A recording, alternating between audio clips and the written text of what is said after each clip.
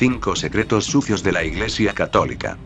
A lo largo de su larga historia, la Iglesia Católica se ha visto sacudida por escándalos que van desde la disolución de la Orden del Temple al juicio de Galileo, o las donaciones cuestionables de la Madre Teresa. En el transcurso del siglo XX, muchos más escándalos han salido a la luz. No importa lo mucho que la Iglesia quiera mantenerlos en secreto. 1. Los huérfanos de Duplessis. En los años 1930 y 1940, una revolución conservadora marcó el comienzo de una era en Quebec, ahora conocida como la Gran Oscuridad. Dirigida por el primer ministro Maurice Duplessis, el período se caracterizó por la corrupción y la represión sin precedentes, en muchas de las cuales participó la Iglesia Católica. Después que Duplessis recibió el apoyo de la Iglesia provincial durante su ascenso al poder, trató de devolver el favor con un esquema de hacer dinero en un extraño manejo en torno a la institucionalización de los niños.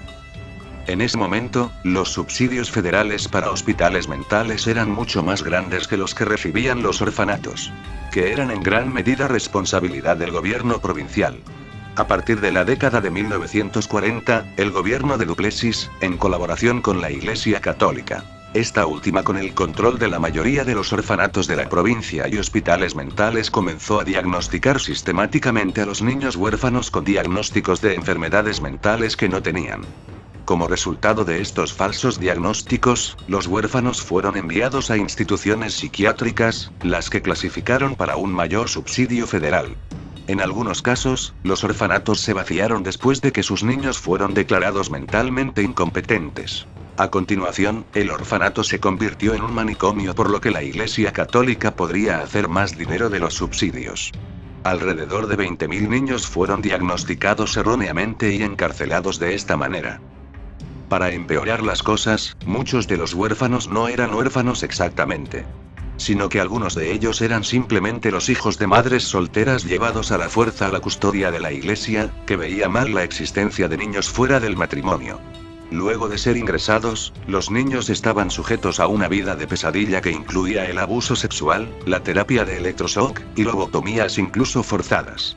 Algunos niños fueron utilizados en pruebas de drogas y otros experimentos médicos. Muchos murieron como resultado de su tratamiento. Por la década de 1990, cerca de 3.000 supervivientes de los orfanatos de Duplessis se organizaron para llevar sus historias a la luz y hacer presión al gobierno canadiense clamando por justicia. A pesar de que finalmente se concedió un arreglo monetario por parte del gobierno de Quebec, la Iglesia Católica todavía tiene que pedir perdón por su papel en el escándalo. 2. Encubrimiento de abuso infantil y la protección a sacerdotes pedófilos. El abuso infantil generalizado dentro de la Iglesia Católica ha sido un problema desde hace mucho tiempo, pero el tema no llegó verdaderamente al público hasta finales de 1980. El abuso es un gran escándalo en sí mismo, pero el hecho de que tomó tanto tiempo para salir a la luz, habla de un crimen aún mayor. La Iglesia Católica como institución actuó deliberadamente para encubrir el abuso infantil y protegió a curas pederastas de forma sistemática. Los hechos fueron totalmente sacados a la luz en 2002, cuando 5 sacerdotes católicos fueron juzgados en Boston por su horrible abuso a los niños. Uno de los sacerdotes condenados, el padre John Geoghan, supuestamente había abusado de hasta 130 niños antes de ser capturado. Pero los superiores del padre Geoghan sabían de sus crímenes mucho antes de que se le acusara en un tribunal de justicia. No solo la Iglesia no lo entregó a las autoridades, sino que incluso no fue expulsado del sacerdocio. En su lugar, simplemente se le reasignó a otras parroquias, donde continuó abusando de niños con impunidad. En Wisconsin, un sacerdote católico llamado Lawrence Murphy violó a más de 200 niños sordos y con discapacidad en una escuela de la iglesia entre 1950 y 1974. Cuando los superiores de Murphy se dieron cuenta del abuso, ni siquiera lo echan de su trabajo de enseñanza. En su lugar, le dieron un permiso de licencia. No fue hasta 1996 que la iglesia investigó internamente el abuso. Sin embargo, la iglesia decidió no castigar al violador de niños, por su avanzada edad y su frágil salud. Murphy murió unos meses después y fue enterrado con la plena dignidad y el honor de un sacerdote católico romano santo. En febrero de 2014, un comité especial de las Naciones Unidas sobre los Derechos del Niño encontró que la Iglesia Católica tenía sacerdotes sistemáticamente protegidos, que violaron a los niños, y es por lo tanto responsable de permitir que decenas de miles de niños hayan sido objeto de abuso. El comité afirmó que la Iglesia ha colocado consistentemente la preservación de la reputación de la Iglesia y la protección de los autores antes que los intereses de los niños. El actual Papa, Francisco, recientemente afirmó que tenía datos fiables que indican que alrededor de un 2% de los clérigos católicos son pedófilos. Actualmente existen alrededor de 414.000 sacerdotes católicos de todo el mundo.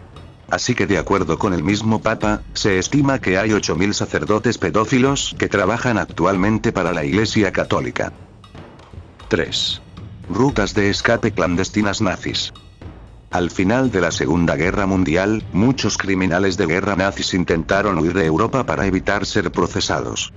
Por lo menos en algunos casos, recibieron ayuda de clérigos católicos de alto nivel.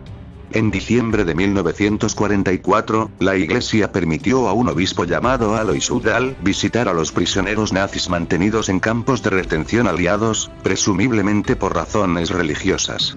Sin embargo, el obispo Udall utilizó su posición para ayudar a criminales de guerra nazis a huir a un lugar seguro. Udall ayudó a establecer rutas de escape conocidos como radlines, permitiendo a nazis huir a una relativa seguridad en América del Sur. Utilizó su posición en la jerarquía de la Iglesia para obtener documentos de viajes de la Organización del Vaticano.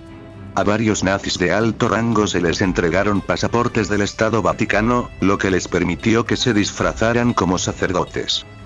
Uno de los nazis al que ayudó a escapar el obispo Udall fue Franz Stangl, quien fuera general hasta 1967, cuando fue detenido en Brasil. Stangl fue extraditado a Alemania Occidental y condenado por la supervisión de la matanza de 900.000 judíos.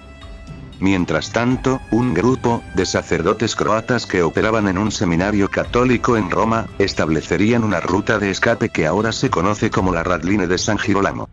Dirigida por el padre Krunoslav Draganovic, la organización fue fundada inicialmente para ayudar a los miembros de la UTASE a escapar de Europa, pero sus operaciones pronto se ampliaron para incluir a los nazis alemanes como Klaus Barbie. Al menos 9.000 nazis escaparon a América del Sur después de la guerra. La manera en que la Iglesia como institución los ayudó sigue siendo controvertida. El consenso histórico es que Udall y Draganovic actuaron sin el conocimiento o consentimiento del Vaticano. Pero los historiadores también han argumentado que la Iglesia podría haber hecho más para asegurar que su programa de refugiados no fuera explotado por los criminales de guerra. 4. Niños robados de España. A partir de la década de 1930, el régimen fascista de Francisco Franco trató de purificar España a través del robo de bebés provenientes de padres indeseables, para que fuesen criados en un entorno políticamente más aceptable. El régimen se dirigía originalmente a los niños de los izquierdistas, que el gobierno español vio como que padecían una forma de enfermedad mental que contaminaba a la raza hispana. Pero con el tiempo llegó a apuntar a las madres solteras y de otro tipo a los padres no aptos. A la larga, nada menos que 300.000 bebés fueron robados de sus padres. El esquema de robo de bebés se llevó a cabo con la estrecha cooperación de la Iglesia Católica en España. Después de llegar Franco al poder se hizo llamar el defensor de la España católica. La Iglesia controlaba la mayor parte de los servicios sociales de España, desde las escuelas o los hospitales a los hogares infantiles. Esto permitió que miles de niños fuesen robados o separados de sus padres por médicos católicos, sacerdotes y monjas. En muchos casos, las enfermeras en los hospitales católicos tomarían el bebé recién nacido de su madre para ser examinado. La enfermera entonces volvería con un bebé muerto que se mantuvo en hielo con el fin de persuadir a la madre que su bebé había muerto de repente. Después de que los bebés eran robados de sus madres, a menudo eran vendidos en adopciones ilegales con fines de lucro. Después de la muerte de Franco en 1975, la Iglesia conservó su control sobre los servicios sociales en España y en gran parte siguió el esquema. Los secuestros de niños no llegaron totalmente a su fin hasta 1987, cuando el gobierno español comenzó a apretar las regulaciones de adopción. Se ha estimado que alrededor del 15% de las adopciones en España entre 1960 y 1989 fueron parte del esquema del secuestro. 5. El regreso de los niños judíos bautizados. Mientras el Papa Pío XII era criticado por permanecer en gran medida en silencio sobre el Holocausto y la política de la Segunda Guerra Mundial, bajo su dirección, la Iglesia Católica adoptó medidas para salvar varios miles de judíos de los nazis. Algunos judíos italianos y húngaros hicieron certificados de bautismo falsos y otros documentos de identificación como católicos. En Francia, muchos niños judíos fueron bautizados y se colocaban en las escuelas católicas y orfanatos, ocultándolos efectivamente de los nazis. El problema fue lo que sucedió después. Cuando terminó la guerra, la Iglesia Católica en Francia emitió una directiva que prohibía a sus representantes el devolver a los niños judíos que habían sido bautizados a sus familias. El documento, que afirmaba haber sido aprobado por el Santo Padre, declaraba firmemente que los niños que han sido bautizados no deberán ser confiados a las instituciones que no estarían en condiciones de garantizar la educación cristiana. Muchos de los niños en cuestión habían perdido a sus padres en el Holocausto, y algunos deliberadamente ocultaron su origen judío. La cuestión llamó la atención por primera vez del público en Francia con el caso de Robert y Gerald Finali, que se convirtió en objeto de una larga batalla legal después de que sus parientes judíos supervivientes intentaron recuperarlos de la custodia de los católicos franceses que los habían bautizado. Otros católicos franceses aparentemente ignoraron la orden de la Iglesia y acordaron devolver los niños judíos bajo su cuidado, incluyendo al futuro Papa Juan XXIII, que era el representante del Vaticano en París en ese momento. Hasta el día de hoy no está claro cuántos niños judíos la Iglesia mantuvo o cuántos devolvió después.